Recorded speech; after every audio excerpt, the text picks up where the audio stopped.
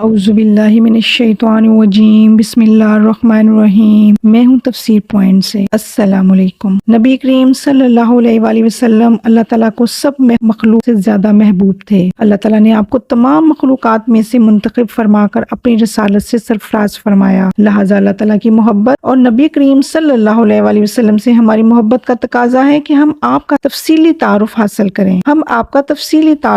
کریں اور آپ کی سیرت طیبہ کا مطالعہ کریں۔ یہ تو اس حق کا معمولی حصہ ہے جو آپ کو ہم پر حاصل ہے، اور ہم آپ سے محبت اور محبت الہی کی حقیقی علامت ہیں۔ اللہ تعالیٰ کا فرمان ہے، آپ کہہ دیجئے اگر تم اللہ سے محبت کرتے ہو تو میری پیروی کرو، اللہ تم سے محبت کرے گا اور تمہارے گناہ بخش دے گا، اور اللہ بہت بخشنے والا نہایت رحم کرنے والا ہے۔ سیرت مصطفیٰ صلی اللہ علیہ وآلہ وسلم کے مطالعہ سے صاف معلوم ہوتا ہے کہ آپ صلی اللہ علیہ وآلہ وسلم اسلام کی زندہ اور چلتی پھرتی تصویر تھے، کیونکہ آپ صلی اللہ علیہ وآلہ وسلم دینوی اور اخروی تمام معاملات میں اللہ تعالیٰ کے بندے بن کر رہے۔ اس طرح آپ نے اسلامی شریعت، احکام اور اللہ تعالیٰ کے راستے میں جان و مال کی قربانی کی عملی تصویر اپنے طرز عمل میں پیش کی۔ اسی طرح رسول اکرم صلی اللہ علیہ وآلہ وسلم کی سیرت در حقیقت سب سے افضل بڑے انسان کی تاریخ کا مطالعہ ہے۔ رسول اکرم صلی اللہ علیہ وآلہ وسلم کی محبت اپنی ذات سے بھی مقدم ہے، اور آپ صلی اللہ علیہ وآلہ وسلم سے محبت کا مطلب آپ صلی اللہ علیہ وآلہ وسلم کے اخلاق و عادات اور فضائل سے محبت کرنا ہے۔ محسن سے محبت یہ ہے کہ اس کی تعریف و تعظیم کی جائے اور اس کا شکریہ ادا کیا جائے، لہٰذا آپ صلی اللہ علیہ وآلہ وسلم سے محبت کیوں نہ کی جائے، جبکہ آپ صلی اللہ علیہ وسلم کے احسانات تو نہ صرف مسلمانوں بلکہ پوری انسانیت پر قیامت تک قائم و دائم رہیں گے۔ مولاي صل وسلم دائما ابدا على حبيبك خير الخلق كلهم۔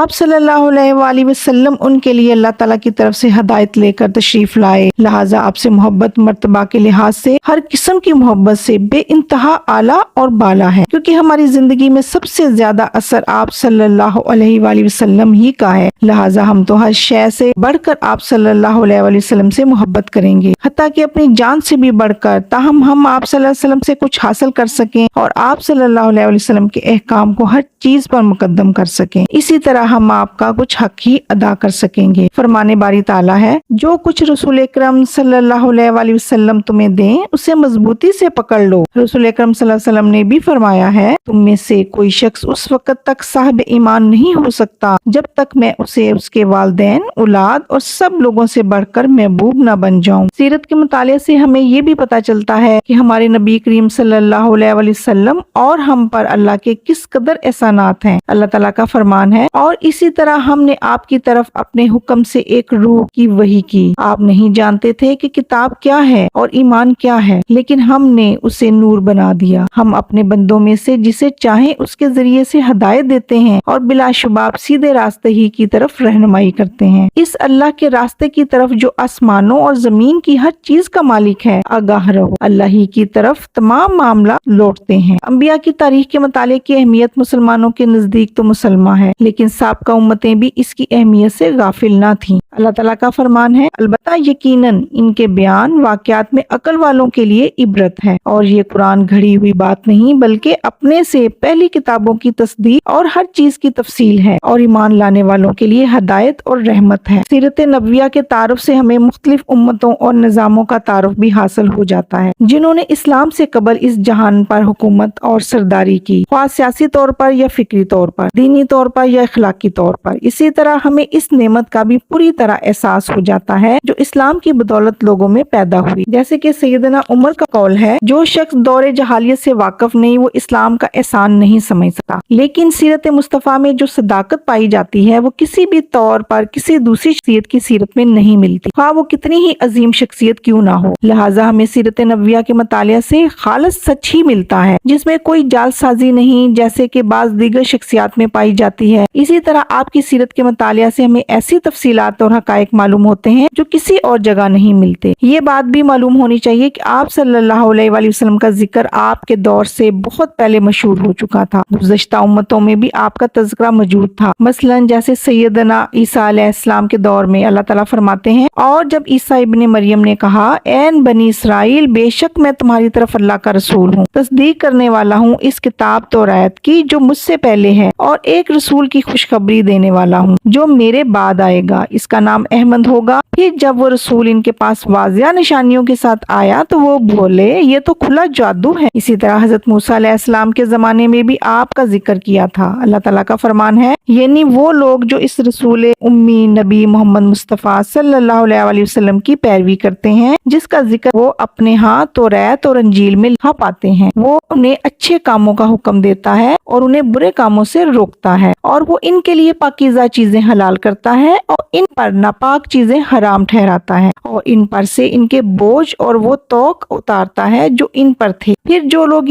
اس پر ایمان لائے اور انہوں نے اس کی تعظیم کی اور اس کی مدد کی اور اس نور ہدایت کی پیروی کی جو اس پر نازل کیا گیا، وہی لوگ فلاح پانے والے ہیں۔ سیدنا محمد صلی اللہ علیہ وسلم کی صفات عالیہ اور آپ صلی اللہ علیہ وسلم کے بارے میں خبریں آپ کی پیدائش سے صدیوں پہلے مشہور و معروف ہو گئی تھیں۔ اہل کتاب علماء آپ صلی اللہ علیہ وسلم کی نبوت کا انتظار کرنے لگے تھے۔ عیسائیوں کی کتابوں میں نبی آخر الزمان رسول اکرم صلی اللہ علیہ وسلم کے بارے میں واضح اور قوی اشارے مسلسل پائے جاتے رہے۔ سیرت طیبہ کے مطالعہ سے کتاب اللہ کے بارے میں صحیح معرفت حاصل ہوتی ہے، کیونکہ رسول اکرم صلی اللہ علیہ وسلم کی حیات طیبہ ایسی بے شمار واقعات سے بھری پڑی ہے جن کے بارے میں کتاب اللہ میں آیات نازل ہوئی۔ نیز قرآن مجید کی بعض صورتوں کے نام سیرت طیبہ کے واقعات کے ساتھ منسلک ہیں، مثلا سورہ انفال، توبہ، بنی اسرائیل، قریش، کوثر، کافرون، سورہ نصر اور فلق وغیرہ۔ علاوہ ازیں دیگر صورتوں میں بھی ایسے آیات بکثرت پائی جاتی ہیں جن کا سیرت طیبہ کے واقعات سے گہرا تعلق ہے، لہٰذا آپ صلی اللہ علیہ وسلم کی سیرت کا مطالعہ کتاب اللہ کی بہت سی آیات کی شان نزول کے بارے میں صحیح تصور پیدا کرتا ہے اور ایک خاص تاثر کا موجب ہے۔ یوں محسوس ہوتا ہے کہ انسان نزول قرآن کے دور میں زندگی بسر کر رہا ہے۔ اسی طرح وہ چیلنجز جن کا رسول اکرم صلی اللہ علیہ وسلم، صحابہ اکرام اور اسلامی معاشرے کو سامنا کرنا پڑا، ان کی صحیح کیفیت بھی سیرت طیبہ کے مطالعہ ہی سے واضح ہوتی ہے کہ اللہ تعالیٰ نے ان کے ایمان کو کس قدر مضبوط کر دیا تھا، کیونکہ وہ اس دور میں کس قسم کے واقعات قرآن کریم کی معرفت جان چکے تھے۔ سیرت طیبہ کے مطالعہ سے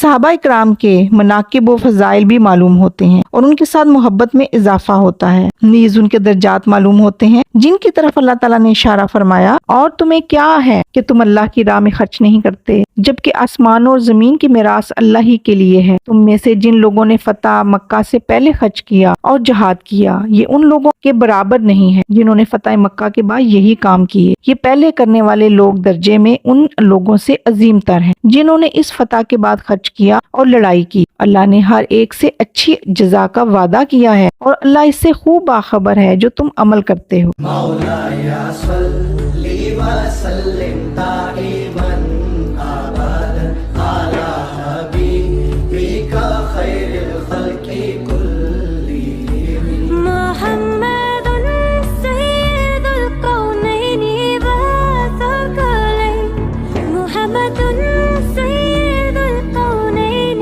والثقلين والفريقين من غرب ومن عجم، والفريقين من أرب ومن عجم مولاي صل وسلم دائما ابدا على حبيبك خير الخلق كلهم۔